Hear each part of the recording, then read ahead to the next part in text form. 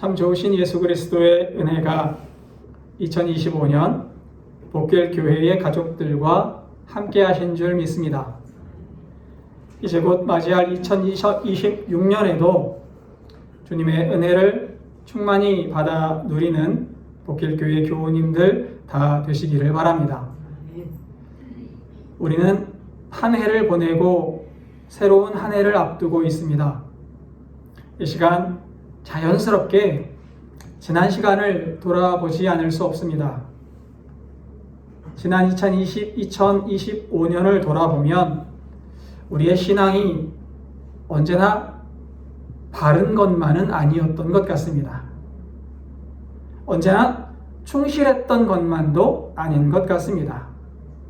때로는 흔들렸고, 때로는 모자랐고, 때로는 불충했습니다.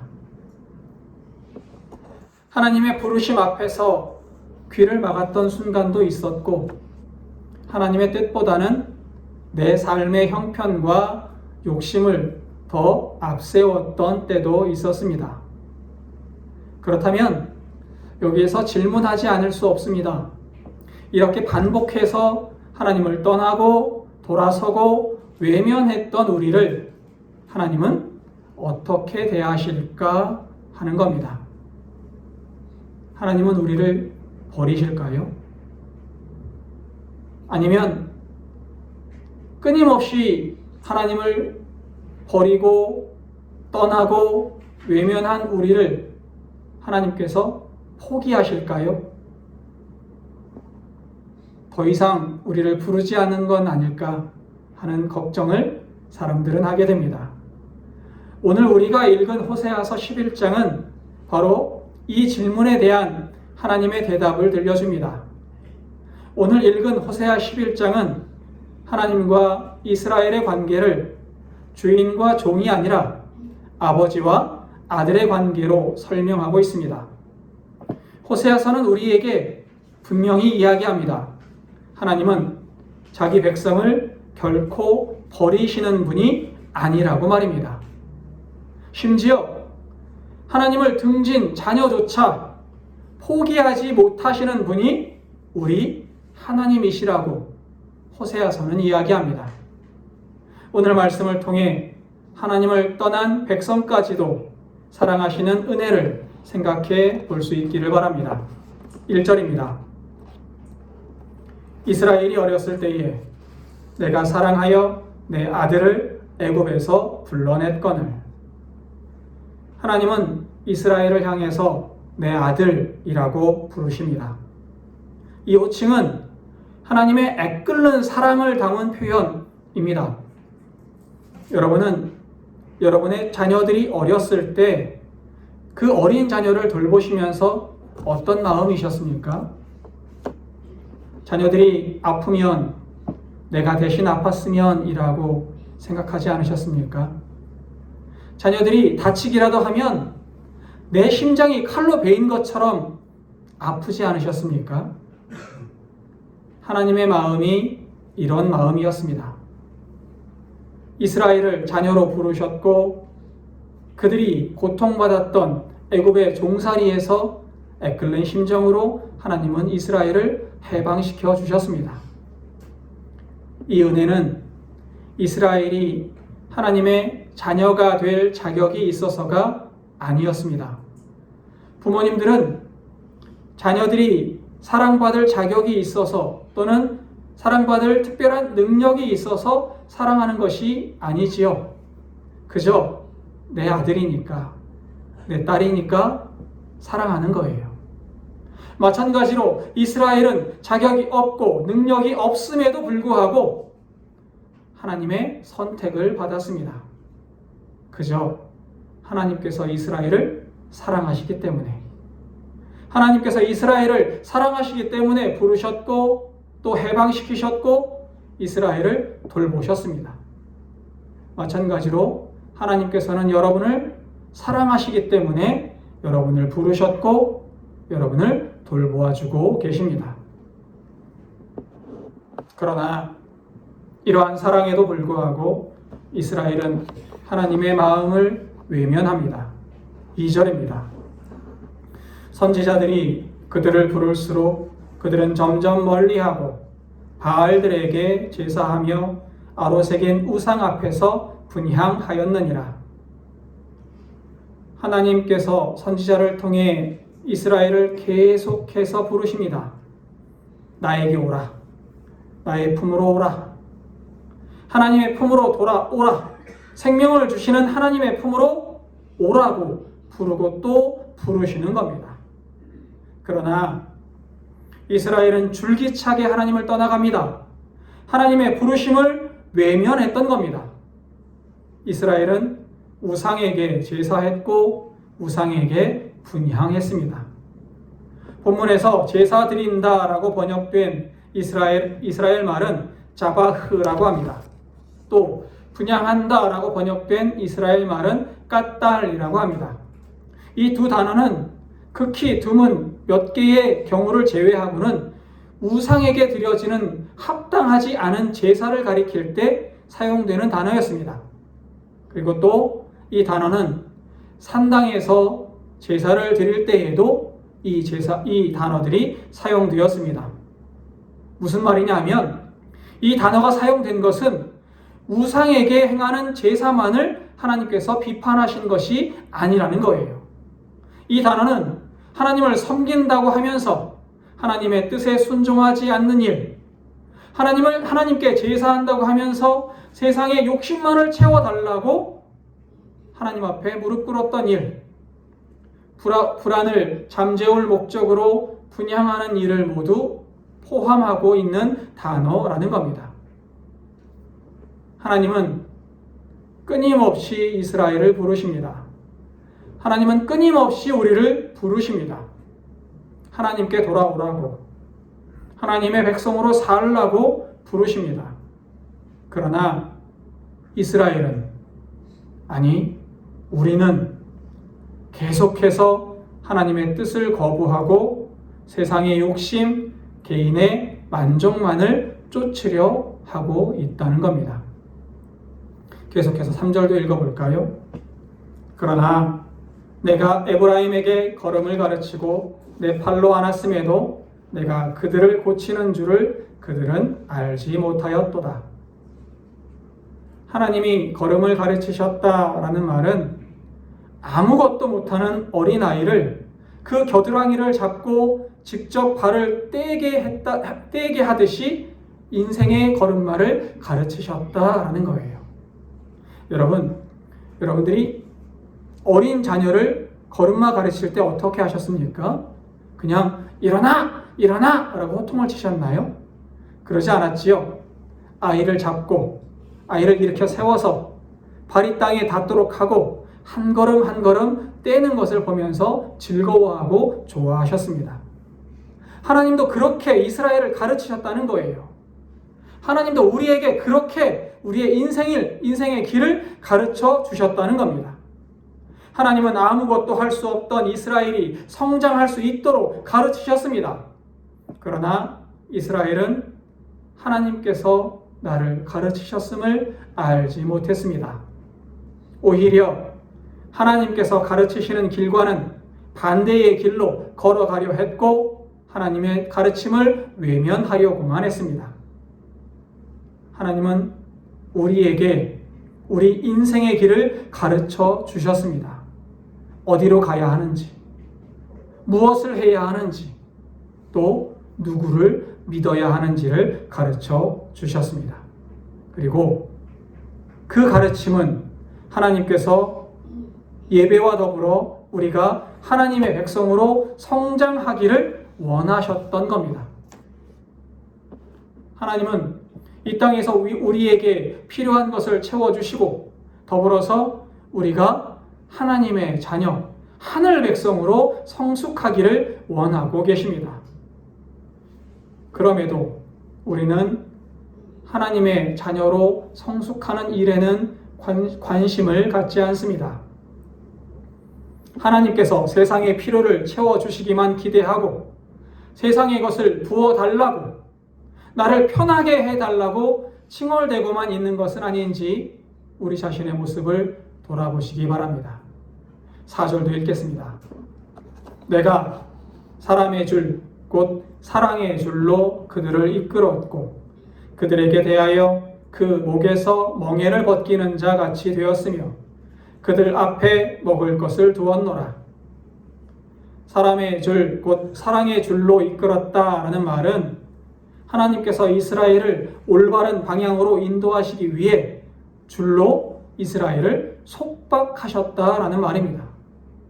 그러니까 우리를 하나님의 길로 이끄시려고 우리의 삶을 속박하고 계신다라는 거예요. 여러분, 부모님들은 어린 자녀를 위해 어린 자녀의 행동을 제약하기도 합니다. 어린 자녀를 사랑하기 때문에 속박하기도 하는 거예요. 어린 자녀가 불 속으로 들어가려고 하면 가만히 내버려 두십니까? 아니지요. 아이를 붙잡아서 불에서 떼어 놓습니다. 제가 어렸을 때에는 에어컨이 많지 않았어요. 그래서 집집마다 선풍기가 있었고 여름이면 가족들이 선풍기 앞에 옹기종기 모여들었습니다. 이상하게 그럴 때면 왜 그랬는지는 모르지만 어린 제가 선풍기 안으로 손을 집어넣으려고 했던 것 같습니다. 위험하잖아요. 선풍기 안으로 손을 집어넣으면. 그리고 제가 선풍기 안으로 손을 집어넣을 때마다 우리 어머니, 저희 아버지는 제 손을 찰싹찰싹 때리셨습니다. 선풍기 안으로 손을 집어넣지 말라는 거지요. 저를 속박하셨던 거예요. 그러나 이 속박은 구속을 위한 구속이 아니라 속박을 위한 속박이 아니라 제가 다칠까봐 부모님이 저를 사랑하시는 사랑의 표현이었던 겁니다. 하나님께서 하나님의 백성을 대하실 때에도 마찬가지입니다. 사실 우리가 쫓는 세상의 욕심이 우리 손을 상하게 하는 선풍기의 날개와 같을 때가 많습니다. 그래서 하나님은 우리의 걸음을 제한하시고 때로 우리를 속박하기도 하시는 겁니다. 하나님은 이러한 제한으로 우리의 목의 멍에를 결국에는 벗겨 주실 겁니다. 죄의 멍에, 우상의 멍에, 세상의 욕심으로부터 우리를 자유롭게 해 주실 겁니다. 그래서 하나님은 선지자를 보내셔서 이스라엘의 죄를 폭로하기도 하시고 이스라엘을 속박하시고 이스라엘을 징계하기도 하십니다. 이스라엘이 잘못된 길로 갈까봐 하나님은 끊임없이 하나님께 돌아오라고 외치고 또 외치시는 겁니다. 때로 죄를 쌓아가는 이스라엘을 징계하기도 하시면서 말입니다. 징계하셔서 하나님의 백성이 죄의 길에서 돌이켜 하나님께 돌아오기를 원하시는 겁니다. 그러나 죄가 완연한 이스라엘, 하나님을 멀리 떠나 있는 이스라엘은 결국 하나님의 징계를 받을 수밖에 없습니다. 이제 곧 아수르가 죄가 쌓여 있는 이스라엘을 공격할 것이고 이스라엘은 아수르의 포로로 끌려가게 될 겁니다. 이러한 징계에도 불구하고 이스라엘이 고난을 겪고 환난을 겪음에도 불구하고 하나님은 이스라엘을 버리지 않으십니다. 하나님은 이스라엘을 결코 외면하지 않으십니다. 오히려 이 징계는 하나님께서 이스라엘을 간절히 부르시는 외침이라고 보아야만 합니다. 하나님께서는 이스라엘을 향해 외치고 계신 겁니다. 나에게 돌아오라. 죄의 길에서 돌이키라. 내가 너를 기다리고 있다라고 외치고 또 외치고 계십니다. 또한 그들 앞에 먹을 것을 두었노라 라는 말을 하나님께서 하나님의 백성을 사랑하시는 모습을 부모의 모습에 비유한 표현입니다. 새번역 성경은 이 표현을 이렇게 번역합니다. 가슴을 헤쳐 젖을 물렸다 라고 말입니다. 어머니가 어린 아이를 먹이기 위해서 가슴을 헤쳐 젖을 먹이는 그 모습으로 의역하고 있는 거예요. 공동번역은 이 모습을 이렇게 해석합니다. 젖먹이처럼 들어 올려 볼에 비비기도 하며 허리를 굽혀 입에 먹을 것을 넣어 주었다 라고 말입니다.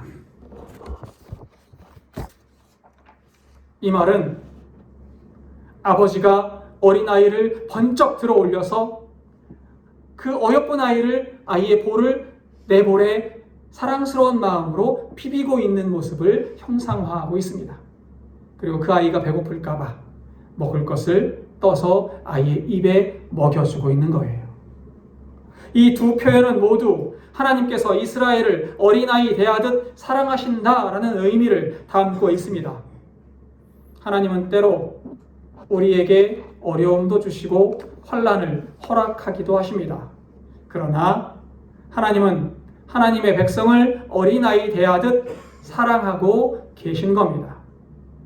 하나님은 여러분이 하나님의 백성으로 온전히 서서 하늘의 은혜와 복을 받아 누리기 원하고 계십니다. 하나님은 여러분이 하늘의 은혜와 복을 온전히 누리게 하시려고 때로 어려움도 주시고 때로는 힘든 순간도 주셔서 우리를 양육하고 계십니다. 그럼에도 이스라엘은 하나님의 이러한 사랑을 외면했습니다. 하나님의 사랑을 끊임없이 받고 있음에도 이스라엘은 하나님을 멀리 했습니다. 하나님께서 이스라엘을 종살이하던 애굽에서 불러내셔서 가나안 땅을 허락하셨고 이른 비와 늦은 비로 이스라엘을 돌보셨건만 이스라엘은 끊임없이 하나님을 외면하고 떠나려 하고 있는 겁니다. 5절을 읽겠습니다. 그들은 애굽 땅으로 되돌아가지 못하겠거늘 내게 돌아오기를 싫어하니 아수르 사람이 그 임금이 될 것이라. 7절도 읽겠습니다. 내 백성이 끝끝내 내게서 물러가나니 비록 그들을 불러 위에 계신 이에게로 돌아오라 할지라도 일어나는 자가 하나도 없도다.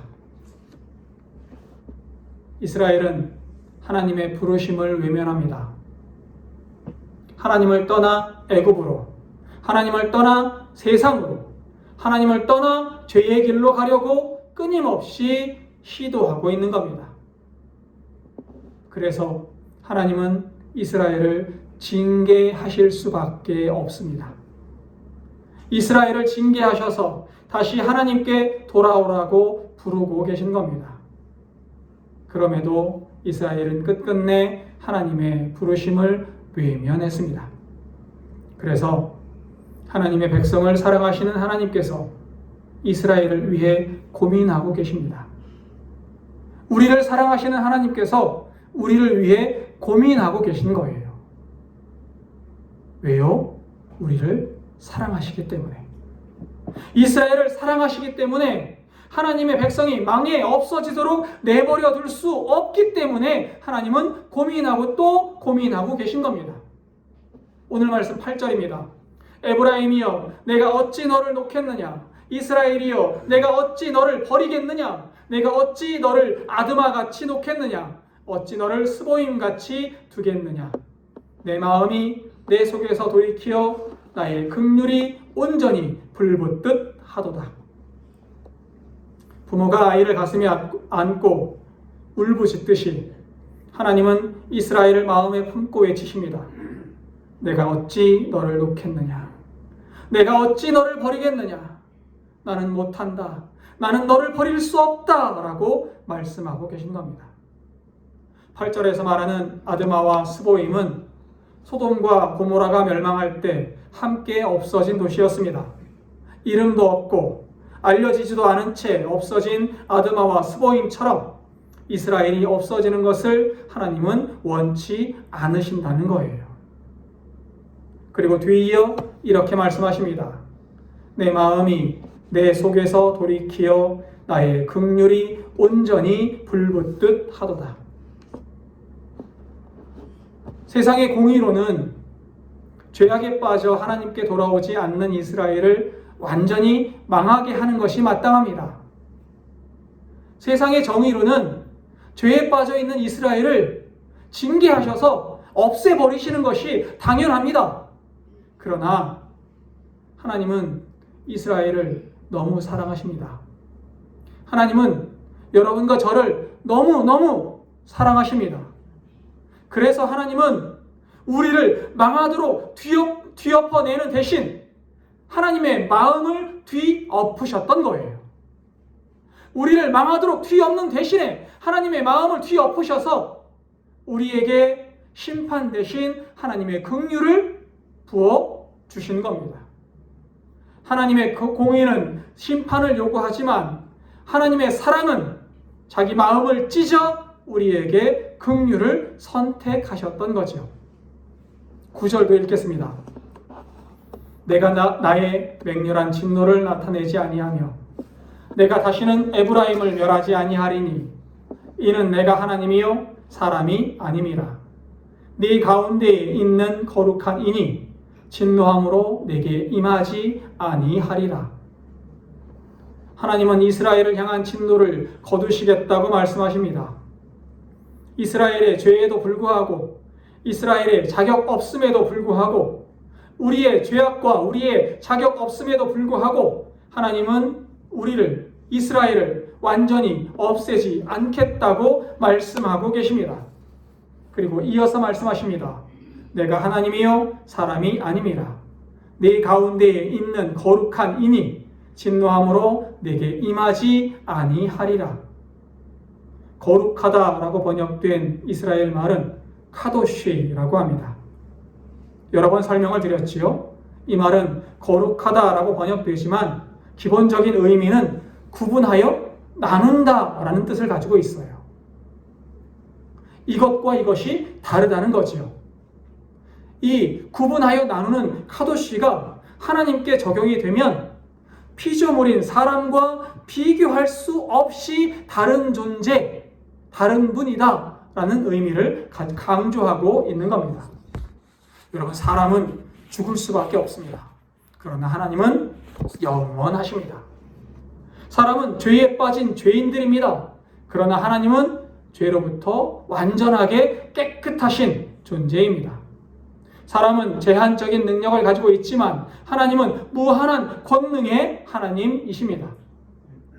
그런 의미에서 오늘 본문의 거룩한 하나님이라는 말은 인간은 배신당하면 보복하고 또 다른 사람을 위해 분노하고 화를 내지만 하나님은 거룩하시기 때문에 인간의 본성과 다르시기 때문에 긍휼을 쏟아 부어 주신다라는 의미를 가지고 있습니다. 하나님은 긍휼의 하나님이시기 때문에 아직 죄에 빠져 있는 이스라엘이라 하여도 결코 망해 없어지는 존재가 되지는 않을 것이다 라는 거예요. 우리가 죄악에 빠져 있다 하여도 하나님은 결코 우리를 버리지 않으신다. 우리를 망해 없어지도록 내버려 두지 않으신다라는 겁니다. 교우 여러분, 우리는 흔히 내가 하나님께 무언가를 해드려야 하나님이 나를 사랑하실 거라고 생각합니다. 그러나 오늘 말씀은 우리가 여전히 고집 피우고 도망칠 때에도 하나님의 심장 안에서는 우리를 향한 긍휼이 불타듯 타오르고 있다는 사실을 말해주고 있습니다. 이스라엘은 끝내 회개하지 않았습니다. 그러나 이스라엘은 끝내 회개하지 않았습니다. 하나님의 부르심 앞에서도 완고했습니다. 그럼에도 하나님은 말씀하십니다. 내가 어찌 너를 놓겠느냐? 내가 어찌 너를 버리겠느냐? 라고 말입니다. 이것이 하나님의 마음입니다. 이것이 하나님의 신실하심입니다. 하나님은 사람처럼 감정에 따라 사랑하지 않습니다. 끝까지 사랑하시고 끝까지 포기하지 않으십니다. 그래서 하나님은 자신의 마음을 뒤엎을지언정 자기 백성이 완전히 무너져 사라지도록 내버려 두지는 않으시는 분이십니다. 이 하나님의 마음은 예수 그리스도의 십자가에서 분명히 드러나고 있습니다. 버림받아 마땅한 우리를 버리지 않기 위해 하나님은 독생자를 세상에 내어주셨고 하나님의 진노가 우리에게 임하지 않도록 그 진노를 예수 그리스도에게 쏟아 부으셨던 겁니다. 이 은혜를 기억하시기 바랍니다. 하나님께서 우리에게 지금도 은혜를 부어주고 계시고 앞으로도 우리에게 은혜를 부어주실 것을 믿으시기 바랍니다. 지금 여러분의 삶에 고난이 있습니까? 막막한 현실과 이해할 수 없는 시간이 지나가고 있습니까? 이 고난은 하나님께서 여러분을 버리셨다는 뜻이 아닙니다. 이 고난은 하나님께서 여전히 우리를 붙들고 계신다는 증거임을 기억하시기 바랍니다. 여전히 여러분을 하나님의 백성으로 세우시려는 하나님의 부르심입니다. 교우 여러분, 하나님은 여러분을 결코 놓지 않으십니다. 하나님은 복길 교회를 결코 놓지 않으십니다. 하나님은 자기 백성을 끝까지 책임지시는 분이십니다. 그러니 두려워하지 마십시오. 오늘의 시련을 하나님의 부르심으로 들으시기 바랍니다. 고난의 자리에서 도망치지 말고 하나님의 품으로 더 가까이 나아가시기를 바랍니다. 2026년 다가올 새해에도 예상치 못한 어려움이 올 때 하나님이 나를 버리셨나 의심하지 마십시오. 대신 하나님이 지금 나를 사랑의 줄로 당기고 계시는구나 고백할 수 있기를 바랍니다. 이 사랑의 당김이 느껴질 때 한 걸음만 더 주님께 나아가시는 복길교회 모든 교우님들 되시기를 바랍니다. 기도하겠습니다.